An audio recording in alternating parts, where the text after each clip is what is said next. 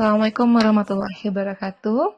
Apa kabar rekan mahasiswa semuanya? Setelah minggu lalu kita membahas bab kombinasi bisnis, hari ini kita akan membahas mengenai laporan konsolidasi. Laporan konsolidasi itu merupakan gambaran laporan dari induk perusahaan dan beberapa anak perusahaan. Kalau bahasa awamnya, orang-orang sering mengenal istilah laporan konsolidasi ini dengan laporan gabungan, yaitu laporan gabungan antara induk dan anak perusahaan.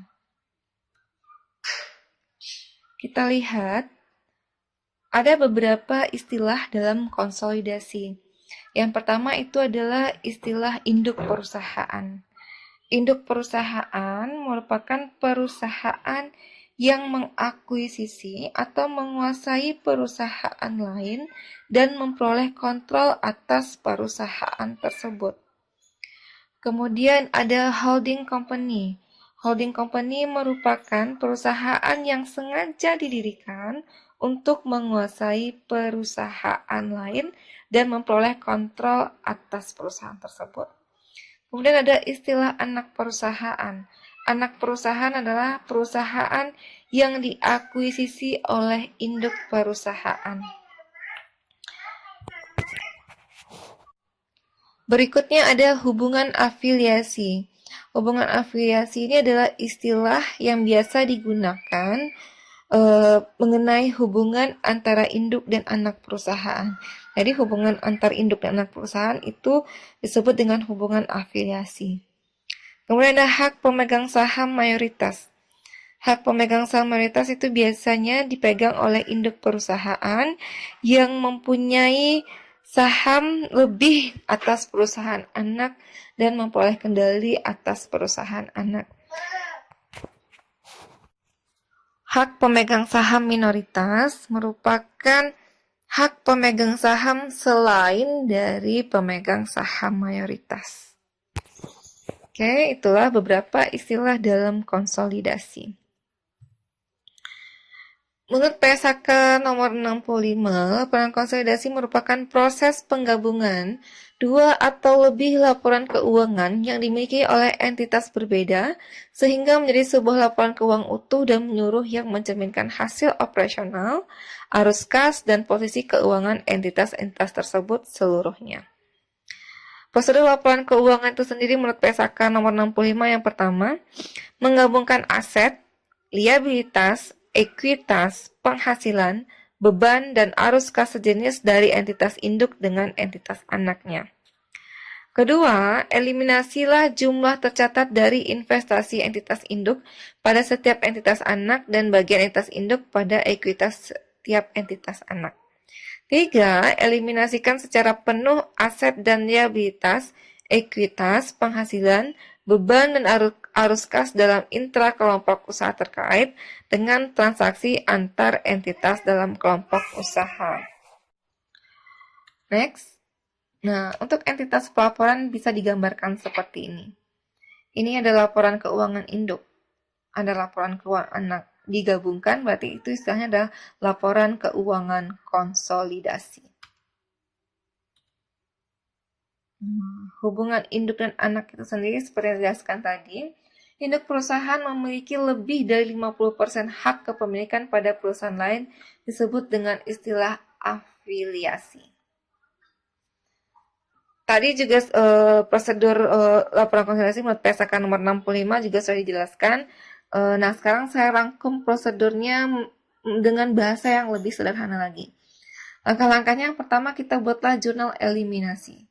Kemudian kita siapkan kertas kerja. Kemudian kita masukkan semua pos-pos laporan keuangan peneraca saldo induk dan anak ke dalam kertas kerja.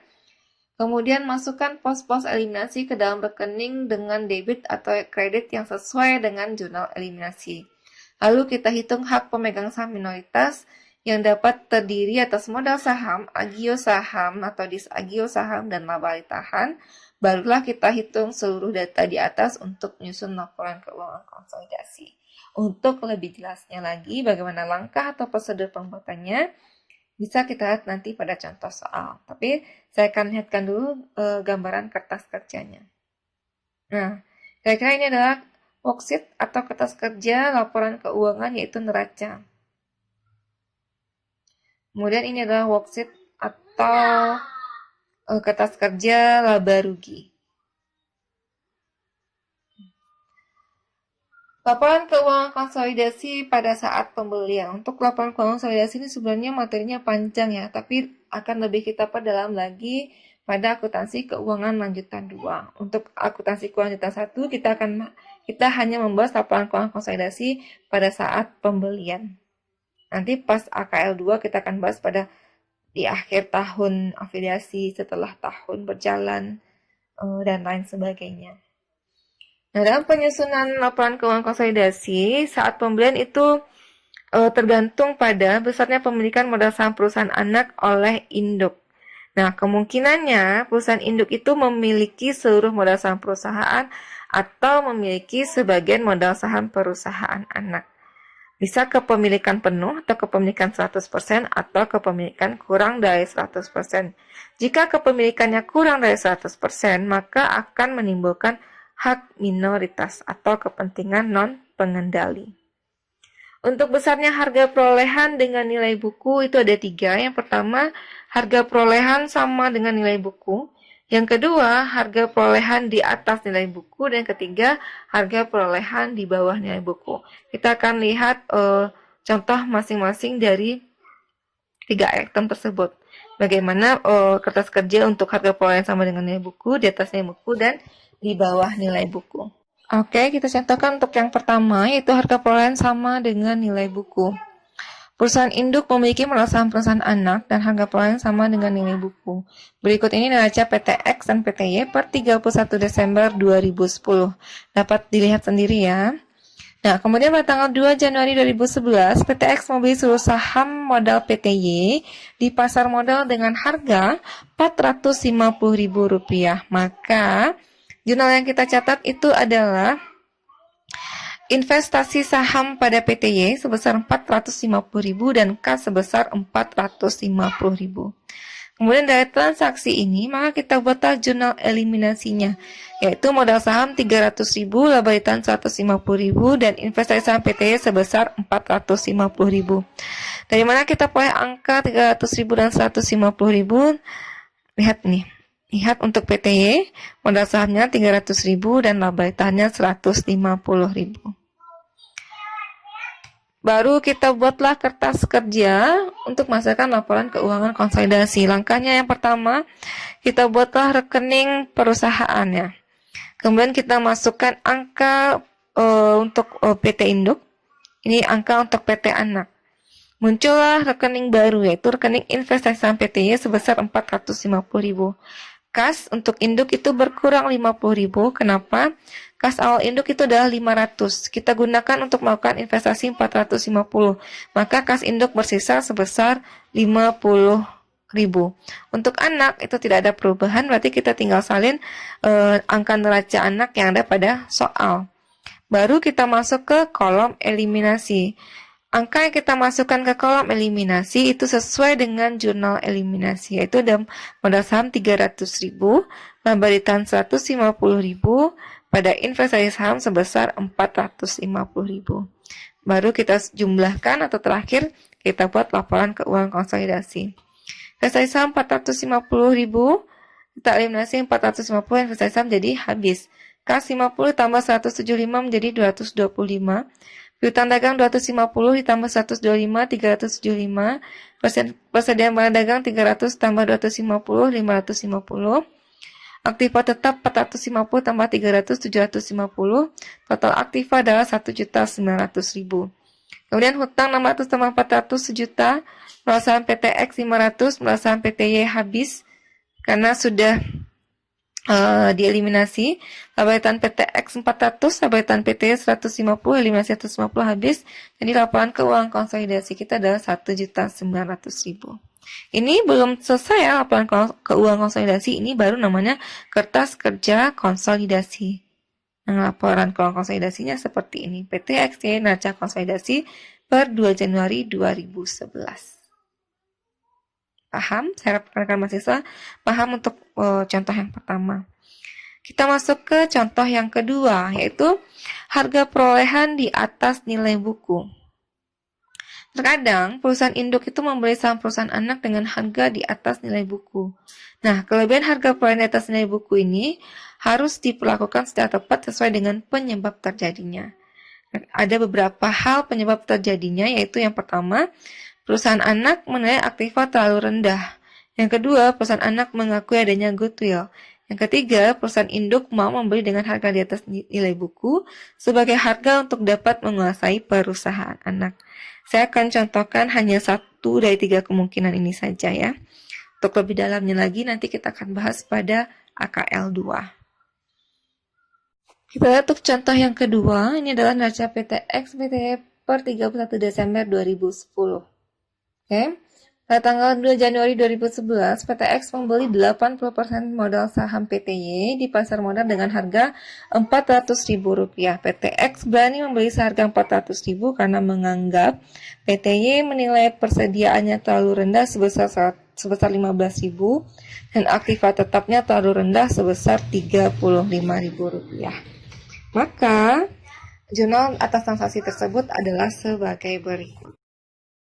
Jurnalnya adalah investasi saham PTY 400.000 pada kas 400.000, dan untuk jurnal eliminasinya adalah modal saham 240, laba tahan 120, dan investasi saham PTY sebesar 360.000.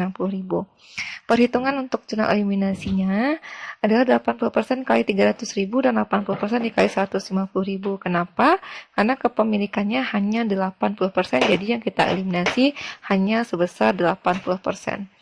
Kemudian kelebihan harga perolehan di atas nilai buku, kita masukkanlah ke persen barang dagang 12.000, aktiva tetap 28.000 pada KHP DNB sebesar 40.000. Perhitungannya berasal dari sini, 15.000 per 50.000 dikali 40.000 dan 35.000 per 50.000 kali 40.000. Itu hanya hitungan matematika dasarnya saja. Oke, kita lihat untuk kertas kerjanya. Langkahnya sama seperti tadi, kita masukkan rekeningnya, angka untuk induk dan angka untuk anak, kemudian masukkanlah eliminasinya. Karena kepemilikannya tidak 100% atau kepemilikan kurang dari 100%, maka akan memunculkan yang namanya pemegang saham minoritas atau hak minoritas.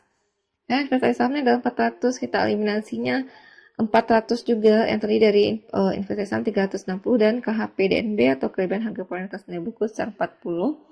Dan kas 100 tambah 175, 275. Piutang dagang 375, persen barang dagang 562, itu 300 tambah 250 tambah 12. Aktiva tetap 450 tambah 300 tambah 28, 278.000. Total aktiva 1.950.000, begitu juga untuk seterusnya. Hutang 600 tambah 400 1 juta, modal saham X 500, modal saham PTY 60.000, laba ditahan PT X 400, laba ditahan PTY 30.000, maka total pasifnya adalah 1.950.000. Tapi di sini kita tidak mengenalnya laba ditahan PTY ya, tapi adalah pemegang hak minoritas. Kita untuk laporan konsolidasinya. Nih, kas, piutang dagang, persen barang dagang, aktiva tetap, total aktiva, hutang, modal saham, hak pemegang saham minoritas. Ya, ini tadi ya, yang saya katakan tadi.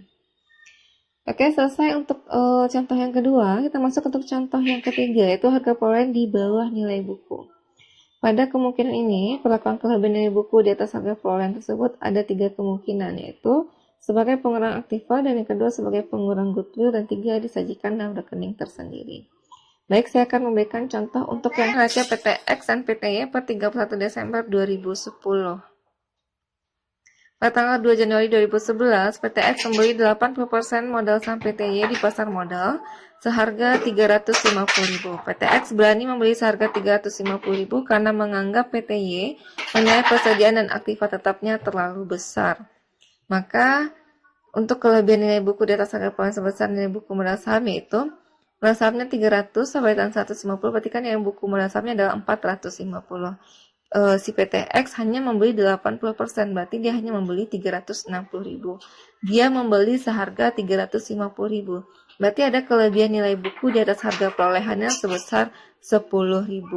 Nah, yang 10.000 ini akan kita anggap sebagai pengurang aktiva. Berikut jurnal atas transaksi tersebut. Investasi saham PTY sebesar, untuk jurnalnya sendiri itu adalah investasi saham PTY 350.000 pada kas sebesar 350.000. Untuk jurnal eliminasi perhitungannya sama seperti tadi.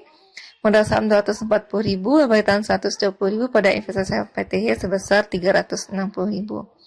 Lalu untuk kelebihan harga perolehan di atasnya buku itu KNB DHP sebesar 10.000 pada aktiva tetap 10.000. Ya, untuk kertas kerjanya sendiri sama seperti tadi. Buat rekeningnya, kemudian masukkan angka untuk induk dan anak. Yang saya sama adalah 350. Dan kasnya menjadi 150 karena kasnya 500, kita gunakan 350, berarti sisanya adalah 150. Kita masukkan angka untuk anak, kemudian kita masukkan angka yang ada pada jurnal eliminasi. Untuk angka sendiri bisa disesuaikan ya. Ditambah yang harus ditambah, dikurangi harus dikurangi, kemudian masuklah ke dalam neraca konsolidasi kas 325, piutang 375, persediaan 550, aktiva tetap 740, total aktiva 1.990, hutang 1 juta berasal 500.000, untuk hak pemegang saham 960.000, laba tahan PTX 400.000, dan hak saham minoritasnya sebesar 30.000. Kita lihat laporan keuangan konsolidasinya. Ya, bisa dilihat masing-masing. Oke, saya rasa cukup untuk materi hari ini mengenai laporan keuangan konsolidasi pada saat awal pembelian. Sudah kita jelaskan tadi ada 3 kemungkinan, yaitu pada harga perolehan sama dengan nilai buku, di atas nilai buku, dan di bawah nilai buku. Saya harapkan rekan-rekan mahasiswa memahami betul-betul mengenai laporan keuangan konsolidasi, karena materi ini akan berlanjut pada akuntansi keuangan lanjutan 2. Saya ucapkan terima kasih atas perhatiannya. Assalamualaikum warahmatullahi wabarakatuh.